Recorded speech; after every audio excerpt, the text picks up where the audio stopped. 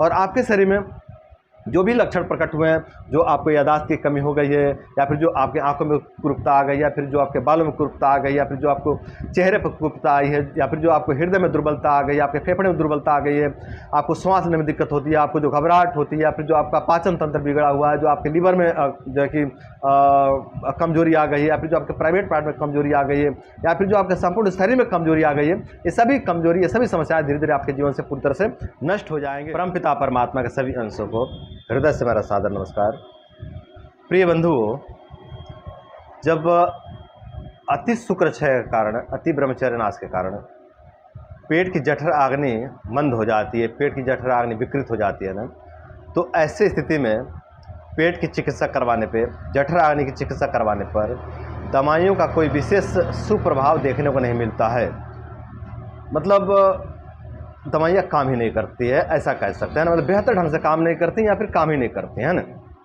और कई बार ऐसा होता है ना कि दवाइयाँ काम नहीं करती हैं बल्कि उल्टा नुकसान कर जाती हैं। देखिए बंधुओं, दवाइयाँ काम ना करे ये तो समझ में आता है, इसमें कोई विशेष नुकसान भी नहीं होता है, केवल पैसा और समय का ही क्षति होती है ना। लेकिन कई बार ऐसा होता है ना, इस स्थिति में, इस केस में, जो शुक्र क्षति वाला केस है, इसमें ऐसा होता है ना कि दवाइयाँ नुकसान कर जाती हैं। अपचन हुआ पड़ा है, पेट जो है कि गर्म दवाई मांग रही है, पेट जो है कि पाचक दवाई मांग रही है, लेकिन पाचक दवाई जैसे ही आपने दिया, पेट के अंदर जलन शुरू हो गई, पेट के अंदर गर्मी लगने लग गया, पेशाब में जलन आने लग गई, या फिर आंखों में जलन आने लग गई, अनिद्रा हो गई, अति क्रोध आने लग जाता है ना, या फिर ब्लड प्रेशर बिगड़ता है ना, तो कुछ ना कुछ जो है कि दुष्प्रभाव देखने को मिल जाता है, शरीर पर नुकसान देखने को मिल जाता है ना। तो व्यक्ति दवाई बंद कर देता है। यदि अंधाधुंध दवाई चलाते रहें, अगर ऐसी स्थिति में यदि अंधाधुंध व्यक्ति दवाई चलाए ना, तो आगे चल के ये जो कि अल्सर में भी समस्या बदल सकती है ना। ये जो गर्मी है, पेट की गर्मी है, जो है कि अमाशय में गर्मी बढ़ा देगी, जिसकी वजह से अमाशय में छाले पड़ जाएंगे ना, और अमाशय में जो है कि अल्सर की समस्या उत्पन्न हो जाएगी, छाले की समस्या उत्पन्न हो जाएगी ना। तो ऐसे भी जो है कि दिक्कत उत्पन्न हो सकती है ना, और कई बार हो भी जाती है ना। तो कहने का मतलब है कि शुक्र क्षय के कारण जब अग्नि मंद होती है ना, तो उसमें एक तो दवाई काम नहीं करती है ना, दवाई अच्छे से काम नहीं करती है। कुछ लोगों में काम करती है थोड़ा थोड़ा, कुछ लोगों में बिल्कुल भी काम नहीं करती है, और कुछ लोगों में तो ये बिल्कुल विपरीत काम करती है ना। और देखिए बंधु, मंद आग्नि के कारण शरीर में असंख्य प्रकार के समस्या प्रकट हो जाते हैं, है ना। असंख्य प्रकार के समस्या प्रकट होते हैं, जैसे कि खाना न पचना, खाया पिया शरीर को न लगना, हमेशा कमजोरी फील होता रहना, ब्लड प्रेशर लो हो जाना, याददाश्त का छीड़ हो जाना, आंखों की रोशनी का क्षय होना, बाल बहुत तेजी से झड़ना, बाल जो है कि कुरूप हो जाना, आंखें कुरूप हो जाना, चेहरा कुरूप हो जाना, शरीर कुरूप हो जाना, शरीर खराब हो जाना, असंख्य प्रकार के समस्याएं प्रकट हो जाते हैं। लेकिन जब चिकित्सा लेने जाओ तो चिकित्सा काम ही नहीं करती है, या फिर चिकित्सा नुकसान कर जाती है, उल्टा काम कर जाती है।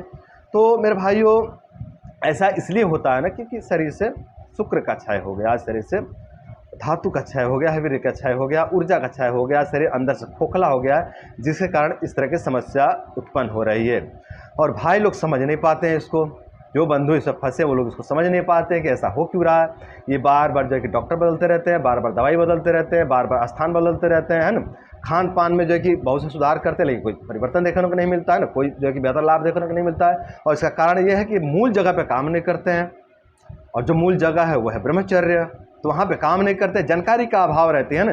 जानकारी का अभाव होने के कारण ब्रह्मचर्य पे काम नहीं करते हैं, बाकी हर विषय पे काम कर लेते हैं ना। बहुत गांव में जो है कि जानकार लोग रहते हैं ना, जो बताते रहते हैं कि सुबह इतना पानी पियो, सुबह उतना पानी पियो, सुबह पानी मत पियो, मतलब तरह तरह के लोग बताते रहते हैं। कोई कहता है पानी कम पियो, कोई कहता है पानी ज़्यादा पियो, और जो जैसा बताते वैसा ये प्रयोग करते रहते हैं ना।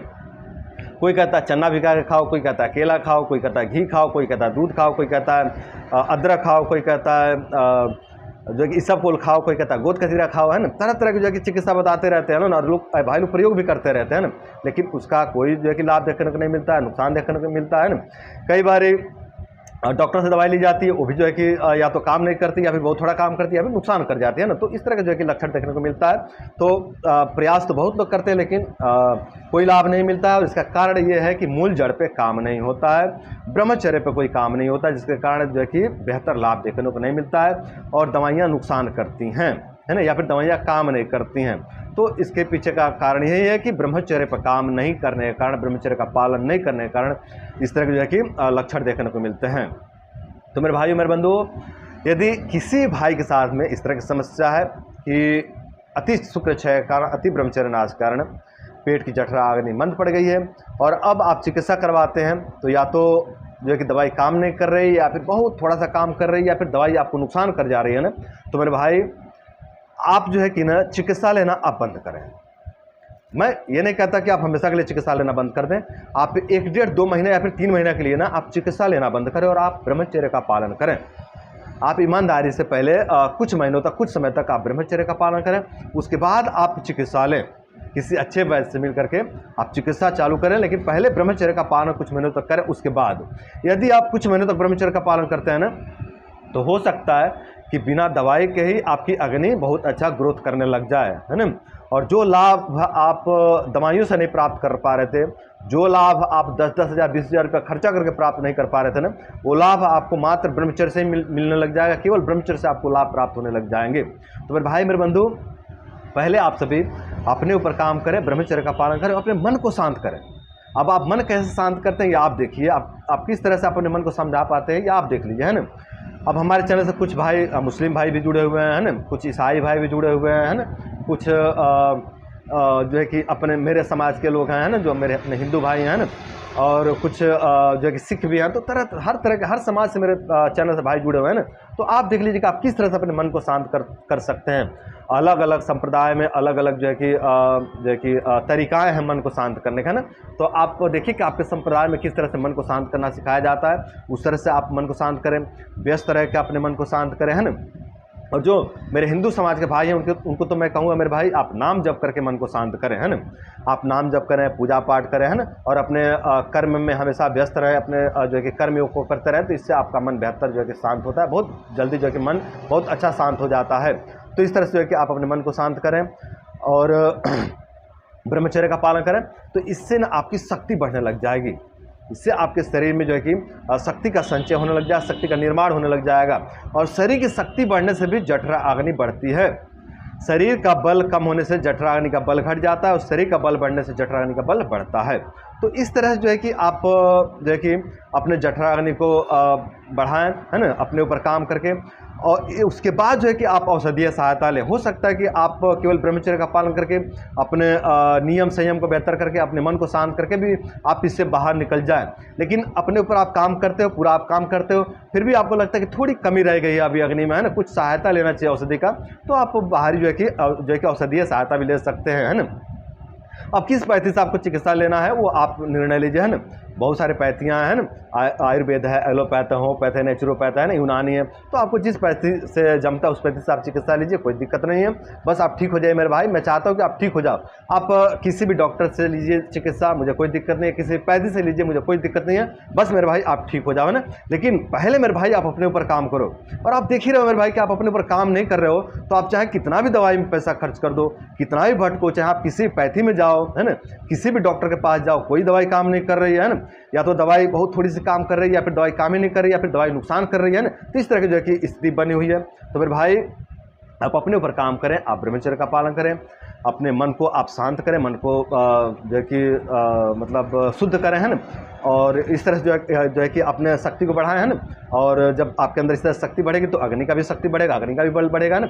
और जब इस तरह से जब आपके शरीर की शक्ति और अग्नि की शक्ति बढ़ेगी ना, तो जो आपको दवाइयाँ नुकसान कर रही थी वो दवाइयाँ भी आपके ऊपर काम करने लग जाएंगे ना। तो इस तरह से जो है कि आप जो है कि इस नरक से जल्द से बाहर निकल सकते हैं। और आपके शरीर में जो भी लक्षण प्रकट हुए हैं, जो आपको याददाश्त की कमी हो गई है, या फिर जो आपके आंखों में कुरूपता आ गई, या फिर जो आपके बालों में कुरूपता आ गई, या फिर जो आपको चेहरे पर कुरूपता आई है, या फिर जो आपको हृदय में दुर्बलता आ गई, आपके फेफड़े में दुर्बलता आ गई है, आपको सांस लेने में दिक्कत होती है, आपको जो घबराहट होती है, या फिर जो आपका पाचन तंत्र बिगड़ा हुआ है, जो आपके लीवर में जो है कि कमजोरी आ गई है, या फिर जो आपके प्राइवेट पार्ट में कमजोरी आ गई है, या फिर जो आपके संपूर्ण शरीर में कमजोरी आ गई है, ये सभी कमजोरी, ये सभी समस्याएं धीरे धीरे आपके जीवन से पूरी तरह से नष्ट हो जाएंगे। मेरे भाई ज़्यादा नहीं, आप कुछ दिन ब्रह्मचर्य का पालन करके देखो ना, आप कुछ दिन ब्रह्मचर्य का पालन करके देखो ईमानदारी से। यदि आप ईमानदारी से कुछ दिन ब्रह्मचर्य का पालन करके देखते हो ना, तो इसका बहुत बेहतर रिजल्ट देखने को मिलेगा। यदि आप ब्रह्मचर्य का शुरू तो करते हो, ब्रह्मचर्य का पालन तो करते हो, लेकिन हमेशा भयभीत रहते हो, हमेशा चिंतित रहते हो, हमेशा शोकित रहते हो, हमेशा उदास निराश बने रहते हो, हमेशा जो है कि अंदर से आपको जो है कि डाउट बना रहता है, क्या पता मैं ठीक हो पाऊँगा कि नहीं हो पाऊँगा, क्या पता ब्रह्मचर्य से फायदा होता भी है कि नहीं होता, क्या पता कोई ठीक हुआ भी कि नहीं हुआ अब तक। यदि इस तरह का आप हमेशा डाउट में बने रहते हो, तो ब्रह्मचर्य ब्रह्मचर्य का बेहतर लाभ आपको देखने को नहीं मिलेगा। और यदि आप पूर्ण भरोसा के साथ में, पूरी ईमानदारी से, आप पूरी दृढ़ता से आप ब्रह्मचर्य का पालन करते हो ना, ऋषि महर्षि पर भरोसा करके ब्रह्मचर्य का पालन करते हो, अध्यात्म के साथ में आप ब्रह्मचर्य का पालन करते हो, भक्ति भजन के साथ में ब्रह्मचर्य का पालन करते हो ना, तो आपको मात्र 2 से 3 मंथ में ना बहुत बेहतर रिजल्ट देखने को मिलेगा ब्रह्मचर्य का। तो मेरे भाइयों, मेरे बंधुओं, इस तरह से आप ब्रह्मचर्य का पालन करके अपने अपने जो है कि अपने क्षमता को बढ़ा सकते हैं, अपने अग्नि को बढ़ा सकते हैं। और ब्रह्मचर्य का पालन करके आप जो है कि इतना सामर्थ्यवान बन सकते हैं ना कि आज जो दवाइयाँ आपके ऊपर काम नहीं कर रही हैं ना, वही दवाइयाँ एक दिन आपके ऊपर बेहतर जो है कि काम करने लग जाएंगी। तो मेरे भाइयों, मेरे बंधुओं, यदि आपके ऊपर दवाई काम नहीं कर रही है, यदि कोई भी दवाई आपको सूट नहीं कर रही है, आपके ऊपर काम नहीं कर रही है, या फिर आपको नुकसान कर रही है ना, तो आप जो है कि अपने ब्रह्मचर्य को ठीक करें और अपने मन को ठीक करें। धीरे धीरे आपके ऊपर दवाइयाँ भी काम करने लग जाएंगी और बिना दवाई के आप धीरे धीरे ठीक होने लग जाएंगे। तो मेरे भाइयों, मेरे बंधुओं, आज की वीडियो बस इतना ही। आशा करते हैं कि इस वीडियो से आप सभी को बहुत कुछ सीखने को मिला होगा और बहुत कुछ समझ मिला होगा और मोटिवेशन मिला होगा। और इस वीडियो से सीख लेकर के, समझ लेकर और मोटिवेशन लेकर के आप सभी ब्रह्मचर्य व्रत का पालन करेंगे और ब्रह्मचर्य व्रत का पालन करके आप सभी अपने रोग दोष बीमारी कमजोरी को दूर करेंगे और अपने रोग दोष बीमारी कमजोरी को दूर करके आप सभी अपने जीवन को सुंदर, सरल एवं सफल बनाएंगे। तो आज की वीडियो में इतना ही। नमस्कार।